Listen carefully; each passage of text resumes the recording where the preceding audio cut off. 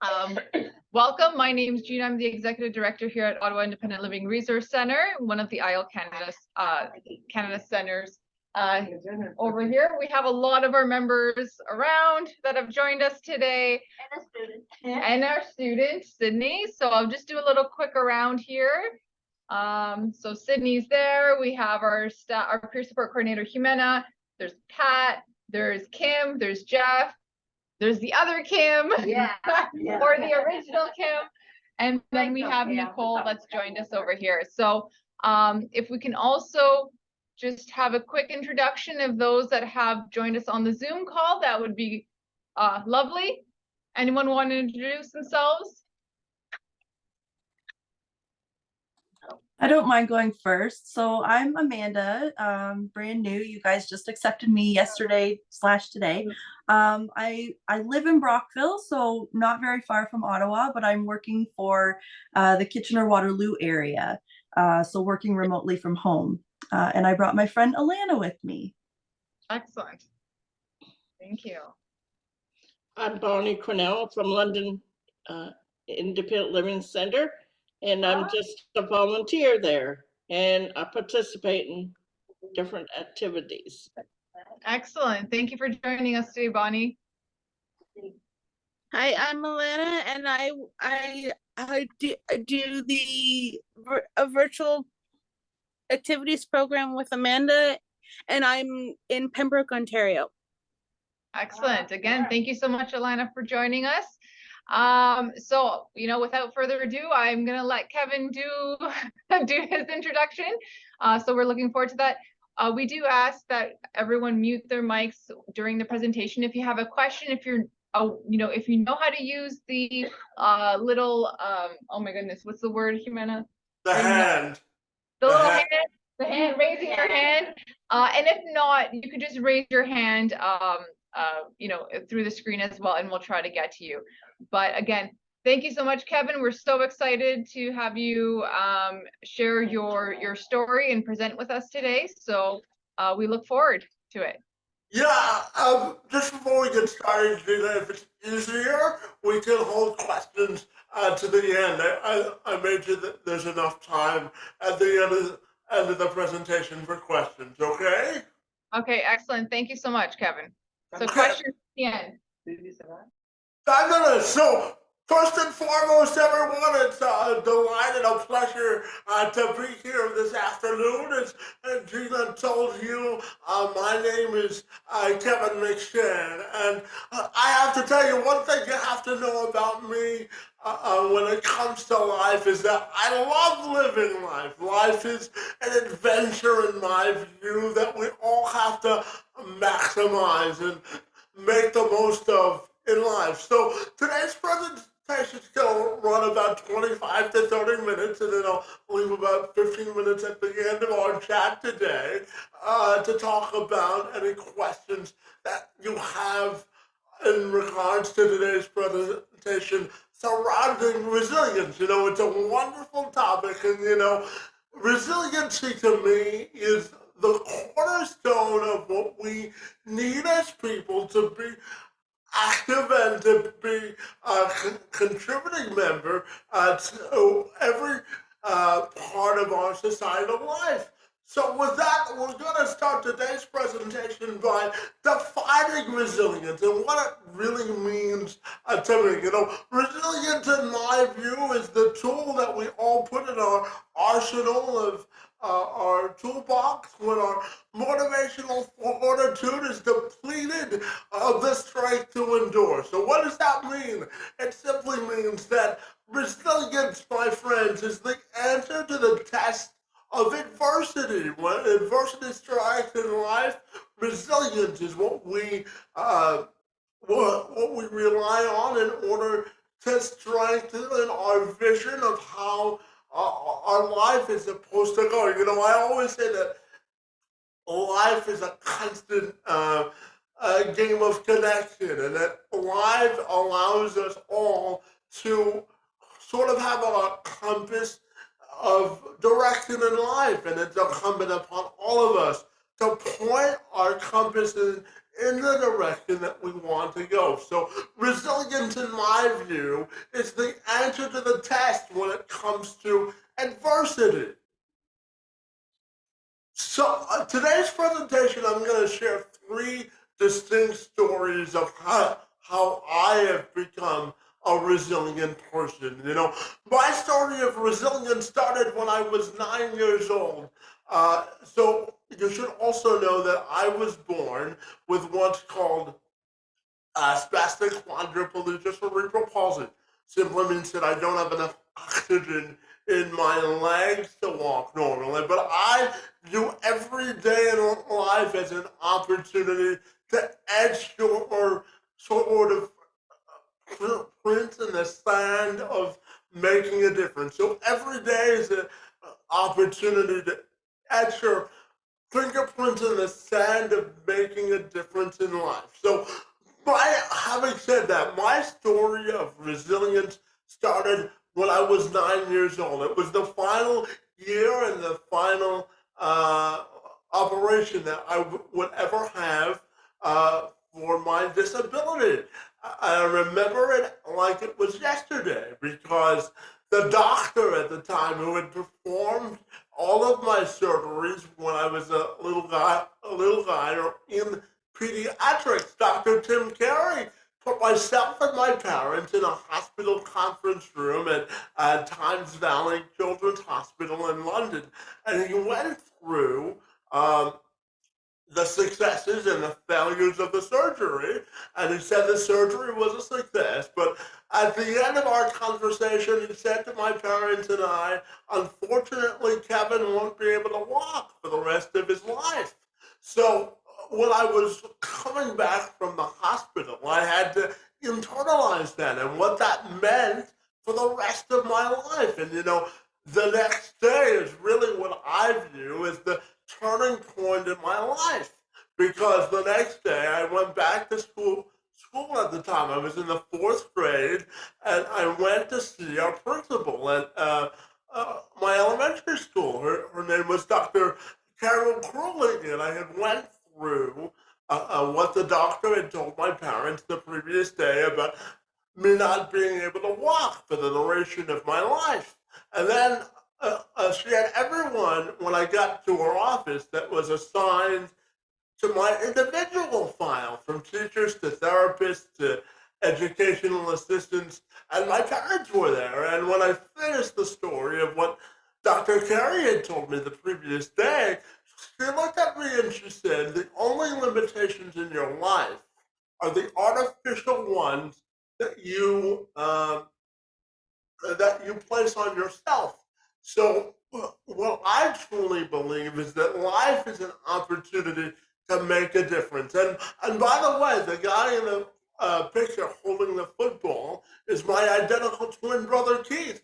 Keith and I were both born with what's called the spastic quadriplegia cerebral palsy. My brother and I were born 3 months premature. My brother grew out of his cerebral palsy when we were 3.5 months old. So Keith and I have always made a promise to each other that no matter the circumstances in life or the circumstances we face in life, it's incumbent upon all of us to make the best out of life, because we only have one life to live, so we might as well maximize the moment, right? So that is my first sort of foray with resilience and what it means to me. So my arc of progress is always ascending. And what do I mean by that? It means I want you to imagine your life as a deck of cards, right? And really, a standard deck of cards is 52 cards, right? So I want you to all imagine your life as a standard deck of cards. And the reason I want you to do that is twofold. Because we're all going to experience adversity and successes in life, but it's incumbent upon all of us to shuffle the deck of cards that we want for our own individual life. And what I mean by that is by shuffling your own deck of cards and really determining what your level of expectations is your moment of influence, because it allows you to control the narrative of your story. So if you take if you look at your life as a deck of cards and you really shuffle it into the direction you really want to go, that's what life is all about, maximizing potential. So I view life as a privilege to live, and maximizing my own potential is the best way that I believe I can contribute to the world. So when Gina and I first talked about doing this this afternoon, we talked about why the Center for Independent Living is important to me. So I live here in Windsor, a few hours away from all of you, and I also receive funding from the Center for Independent Living, the Toronto office, to hire my own support staff to make sure that I can live a full and active life. And my support staff has played an integral role in my success, and certainly the funding that I received from the center has played a vital role in my success as both a speaker, a journalist, and a motivator of all types. So in the collage of pictures, you'll see the two current support workers that work with me. At the top there is Nicholas Belperch, and the bald guy in the middle is my guy, Alan Strelchuk. And I view the funding that I received from the Center for Independent Living as vital to help me build what I call social capital, which means building community and building a sense of belonging, and also impacting people, allowing me to travel, to give speeches like the one I'm giving today. And it also allows me to, again, forward my vision of how I'm going to contribute to a better tomorrow. So my focus and life has been tremendously impacted by the funding that I've received from the Center for Independent Living. It's really changed my life and really allowed me to execute the vision that I have for my life. So the funding that I received from the Center for Independent Living has really been a game changer, and it's certainly something that I'm certainly grateful for sure. So now I want to tell you about my 6-year stretch. I graduated college with a journalism degree in 2010, but however, it took me 6 years out of college until I got my first paying job, because when I went on interviews or internship placement interviews to further my journalism career, I would go to interviews, and news directors would tell me, well, you're an energetic person, you have a passion for the work, you're a great person, but because of your disability, we view you as a liability. And unfortunately, because we don't have the manpower to support you, we can't hire you. So what did I do in response? So out of college, I spent 4 years as a volunteer television reporter, and I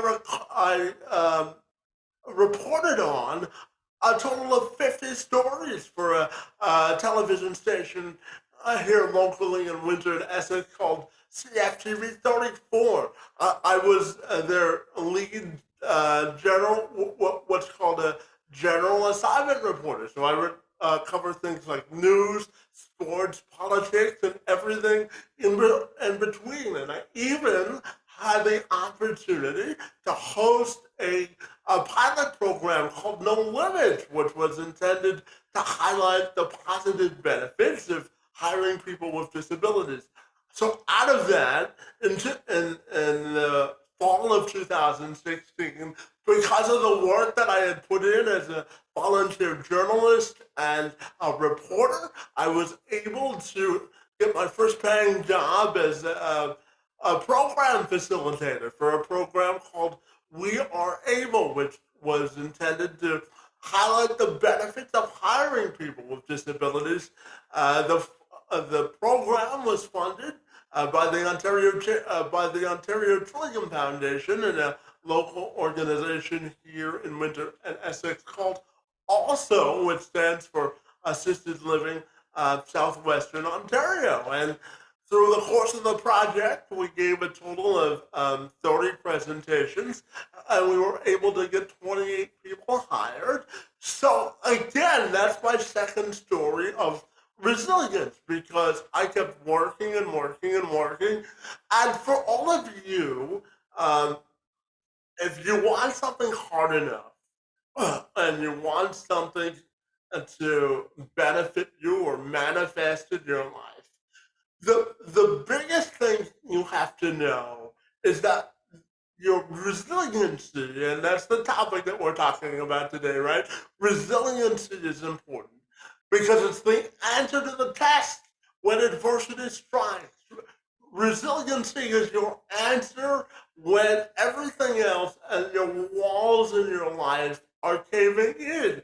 You you look to the bottom of what I call the resiliency well, and you take the strength that you believe that your life has. You have to believe in the vision that you have for your life. That's part of resilience, is believing that whenever adversity strikes or bad things happen in your life, the thing that'll get you through those peaks and valleys is believing in the vision that you set out for your life.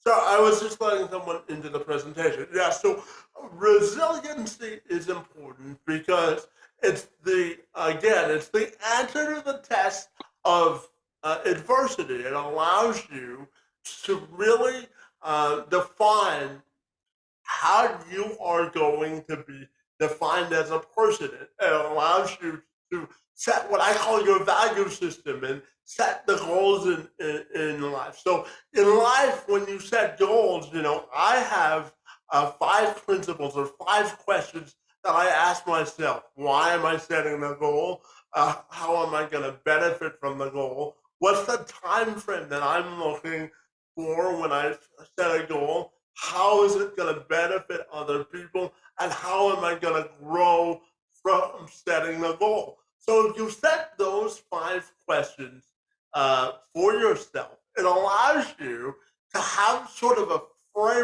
framework of reference when it comes to setting a goal or defining what your definition of resilience is. Because, I always say that everyone's portrait of success is different because we all have strengths and weaknesses to celebrate in life. And the greatest thing about life is celebrating the strength of diversity. Because when you celebrate the strength of diversity, it means that you're not only contributing to the progress, but you're also putting your stamp on both society and your own life, and it allows you to discover what your identity is. And my identity is having conversations like this and motivating others to really maximize their own level of potential. So that's why I love what I do. So now I'm going to tell you about my third and final story of sort of resilience and overcoming adversity. So I have, back in 2018, after I finished up my work with the Ontario Trillium Foundation, and also I had the opportunity to work for the Ontario Chamber of Commerce on a project called the Discoverability Network. I was the first regional ambassador for the project, and here in Windsor and Essex County when the project first existed, and during the first stint of my tenure there, we were able to get a total of 70 people employed or an internship placement, and we were able to connect the network with 15 total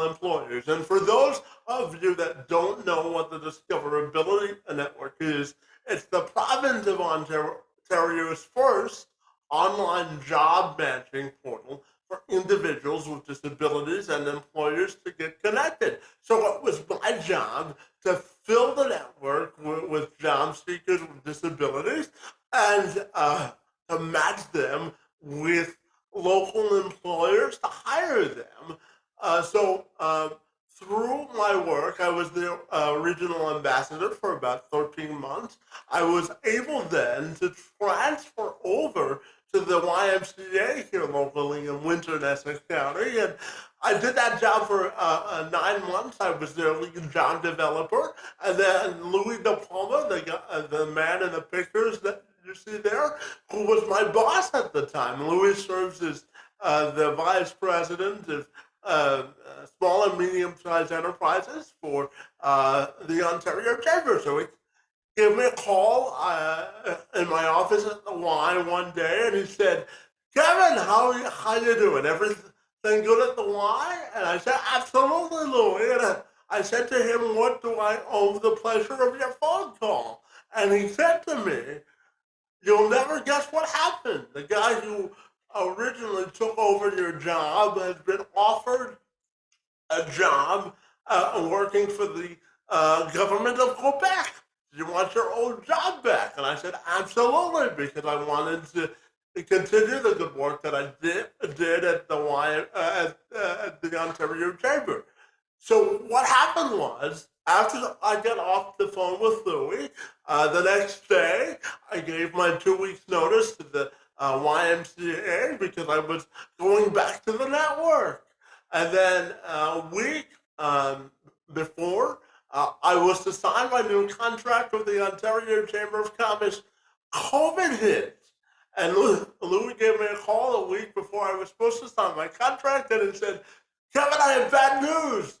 Because of COVID, we're unable to hire you back," because part of the job was going to networking events and really moving and shaking in terms of making sure that people knew about the network, what it was all about. But when everything shut down and the world shut down, my contract was suspended. So again, I had a chance to reinvent myself and really ask myself again, what's the answer to the test of adversity? And how am I going to answer the test? And how am I going to reinvent myself? And this is how I did it.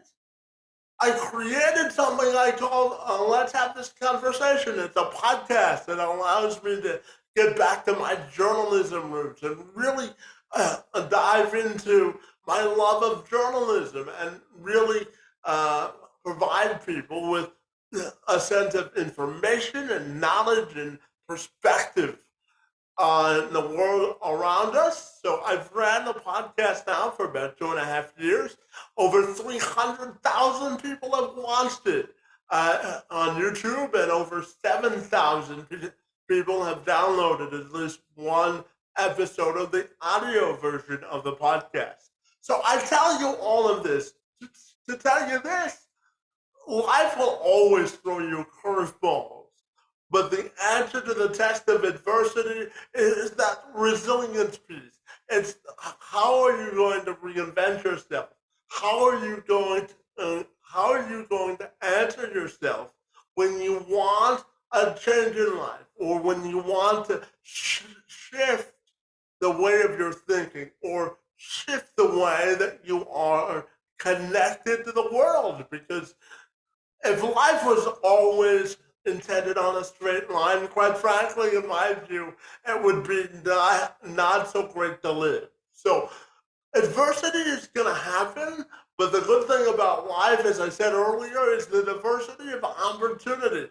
That's what life provides you. It's a diversity of opportunity to make a difference. So by creating the podcast, I've reinvented myself and given myself purpose, passion, and meaning again, because life is all about purpose and passion. You know, I always say, if you find something that you're passionate about in life, you never work a day in your life, because it's something that you're naturally gravitating towards. So looking for your passion discovering what your identity is. It all centers around the concept of resilience, because you have to believe in the strength of your story or the vision you set out for yourself. So I'm just going to, I'm not sure if I'm going to stop sharing for a second because I don't believe I shared with that.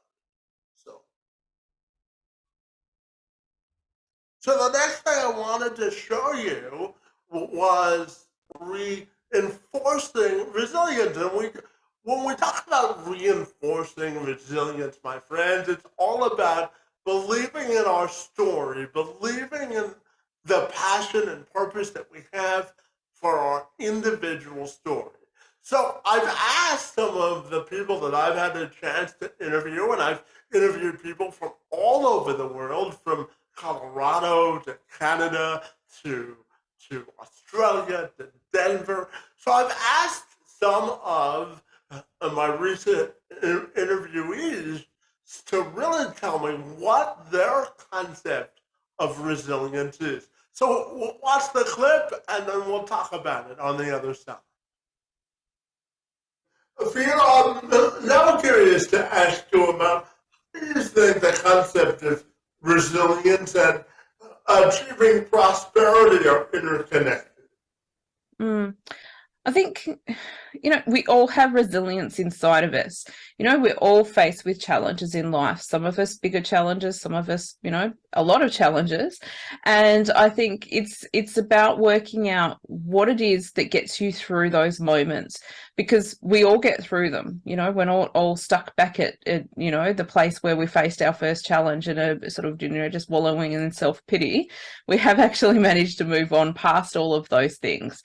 And when you look back at those challenges that you've faced in life, firstly, to acknowledge the fact that you did get through them, and maybe that was a tough time, but you've learned something from it, because we all do learn something from our challenges, whether it's learning strength or whether it's learning something about yourself, whether it's, taking a new turn in life. It might be, many different things.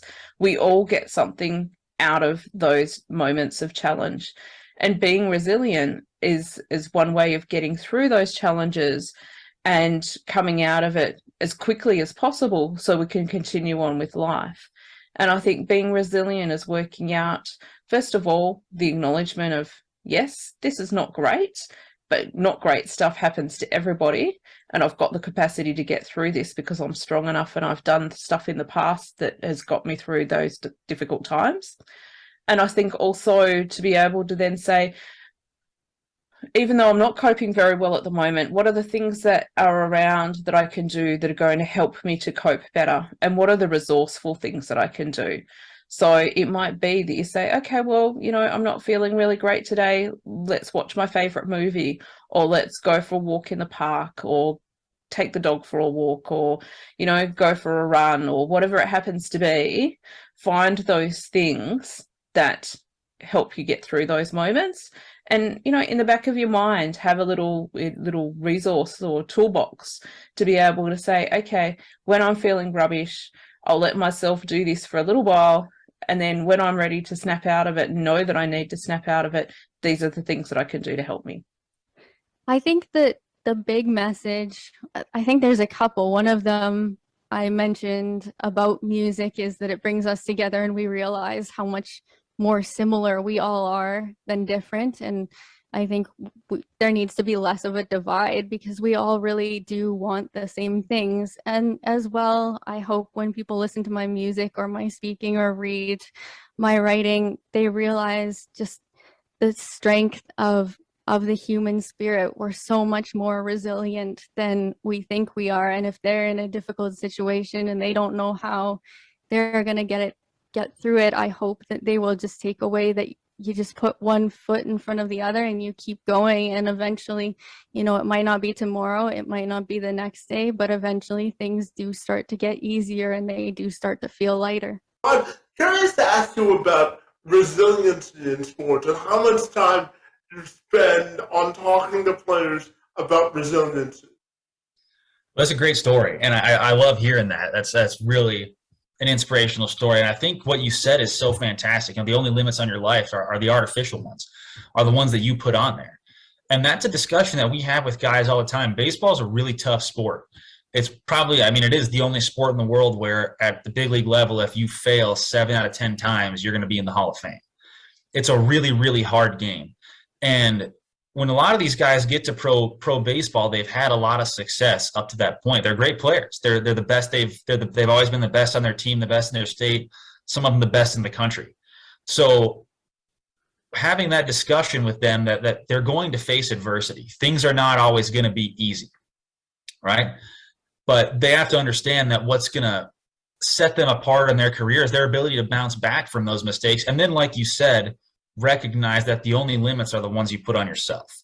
So many guys have beliefs that are so deeply rooted in them about their abilities, about who they're going to become, about what they do, that they never really let themselves out. They never really let themselves free, and they can't reach their potential because of that. And I think you're a great example of that, right? Just, somebody told you that, and then you realize that the only limits are artificial, and that you have a choice. Really, it's every day. And this is something we preach all the time. It's every play, every day, whatever it is, you have to make these choices to, number one, battle the limits that you're setting for yourself. And then number two, bounce back from the difficulties you face. And realistically, as you get better at that, you should be able to bounce back a little bit faster every time. It's always uncomfortable at first. It always sucks at first. You get hit in the mouth, and it's hard the first time. But you get more prepared for that. You get rid of some of those limiting beliefs, and you really hone that ability to bounce back and understand that, something tough happened, but that's it. One of my favorite mantras that we teach guys is, you face something tough, you get beat one time, so what, now what? That's what you tell yourself. So what? It happened. It's done. I took my lessons from it. Now what do I do? So that's a really important part of baseball, as tough of a game as it is. You got to be resilient. You got to be able to bounce back, and you got to be able to battle those limiting beliefs like you talked about. It is the ability to be a rubber band. It is the ability to bounce back.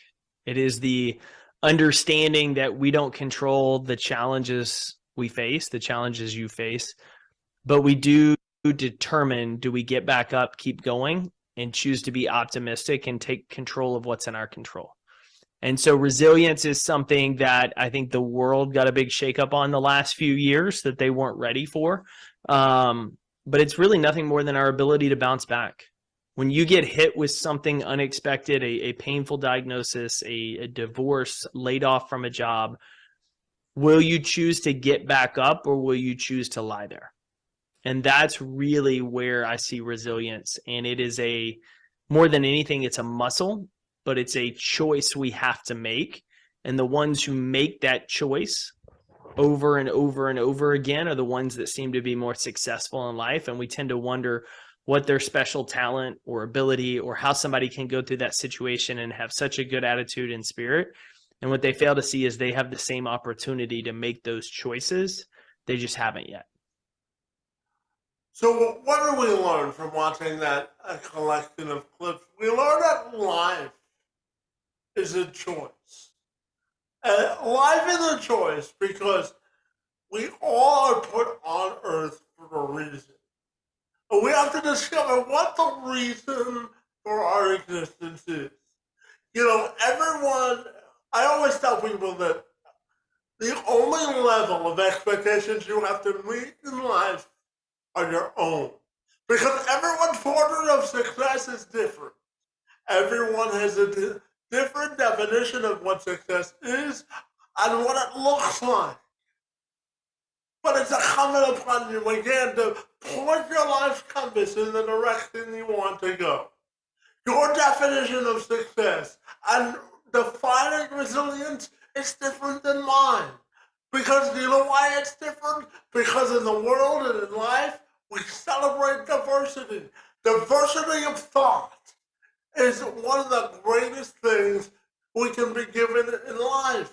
And to be open to experiencing new things, coming up with new ways and new approaches to problems, and coming up with new approaches to solutions. So diversity of thought and creating your own level of expectations, again, is your life choice. And you have to ask yourself, what are you going to do to contribute to the greater good for a better tomorrow, because your diversity of opinion, thoughts, and the way that you operate in life is unique. So embrace your unique differences, because, my friends, that's the answer to resiliency.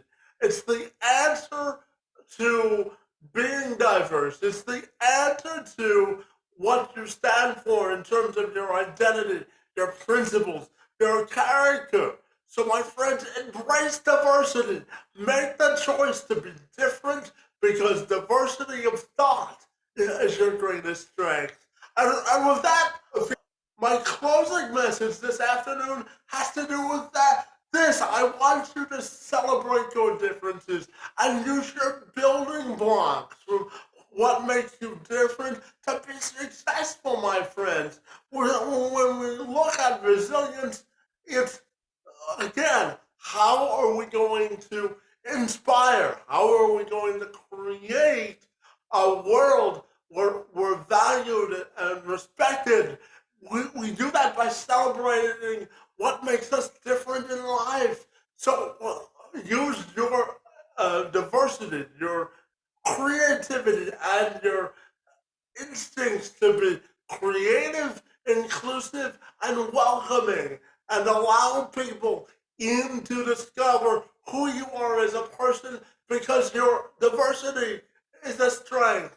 So with that, I want to thank you all for being a great audience this afternoon, and I'll pass it over to Gina, and I want to thank all of you for being here this afternoon. It's most appreciated.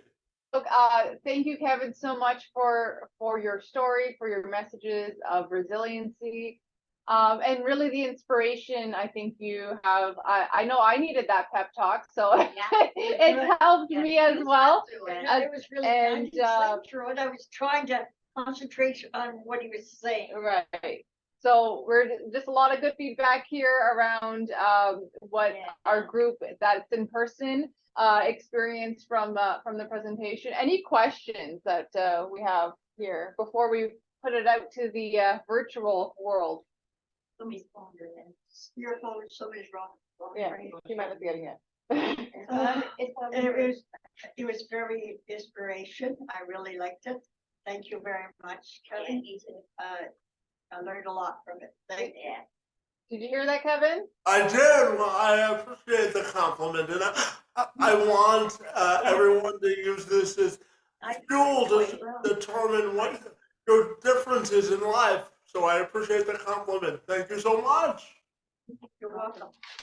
And that one lady's from where I used to come from, London, Ontario. Oh, so yeah, one of those speakers was from London. So It was working. I didn't know there was a London order. Oh, you mean for one of the IO Canada? Yeah. Yeah. And we're learning a lot. All right, so we'll put it out to our virtual audience.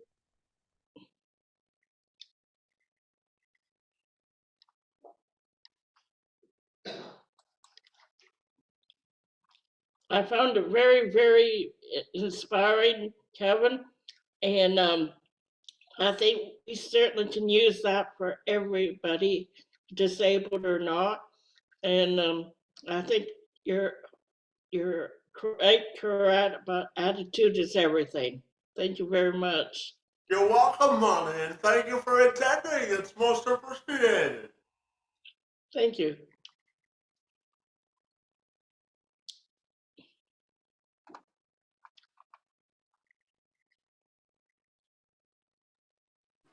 I'm feeling the very same way actually as Bonnie, that your attitude is just the best, and we really appreciate this. This was really great. I'm glad that we were able to find this group actually just recently, and that we were able to join today. So thank you, everyone, for this. This was really great. You're welcome. And thank you for attending. It's most appreciated. Yeah, I really quite enjoyed it as well. I'm going through something at work right now, and it's been really hard. It's been really hard. I just need it. Basically, this got my feet back on the ground, and I'm ready to Set the world Conquer the on world fire. again. Well, I'm glad, and I'm certainly glad that you got something out of it and it added value to your life. So I'm glad to hear that. Thank you for the feedback. You're welcome. Is there anyone else out there that would like to say a few words? Have any questions for Kevin? I do. Kevin, what's your next project?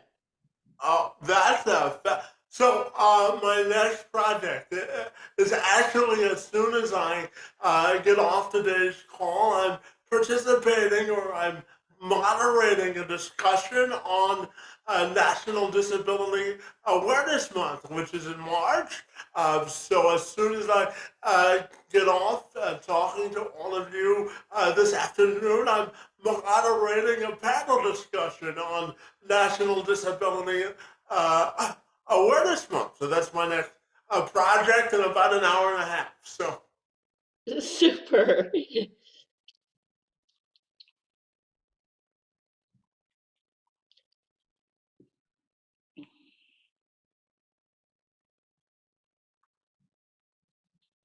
Here you go. I'd like to thank you very much for your presentation. It was very, very good. And I learned a lot.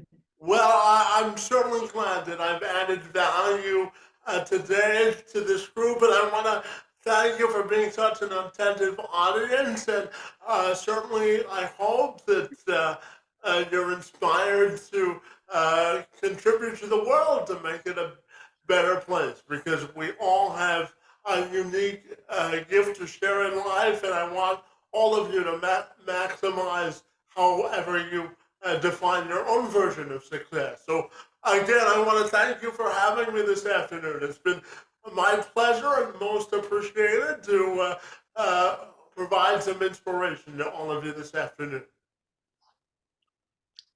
All right. So just a few themes I just want to summarize, right? So the resiliency is huge, right? And then again, the barriers that we put in front of ourselves, Kevin, I think was a very important message. And really, with all of your speakers that you also shared that you had interviewed, and your message around is just getting back to it, right? And taking it one day at a time, and we get better at it as we practice those skills. And I think reminding everyone that everyone has their own challenges, and we may not know each person what those challenges may be, but being able to keep going, right, and having that positive attitude of I'm going to make it work is makes all the difference. And there's going to be, as was said in the presentation as well, those days where you got to just hide under the covers and let the day pass. But then the next day making the decision to be like, okay, I'm going to try it again, right? I'm ready to move forward. So again, thank you so much, Kevin. We really appreciate it. On behalf of Ottawa Independent Living Resource Center, we've been looking forward to this since we booked it with you, Kevin. And for those that have joined us today, we are very pleased that you've been able to experience this presentation. And for those that weren't able to join, we will be sharing the recording, because I know some people had reached out. They really wish that they could have come, but unfortunately had some scheduling conflicts. So thank you again, Kevin.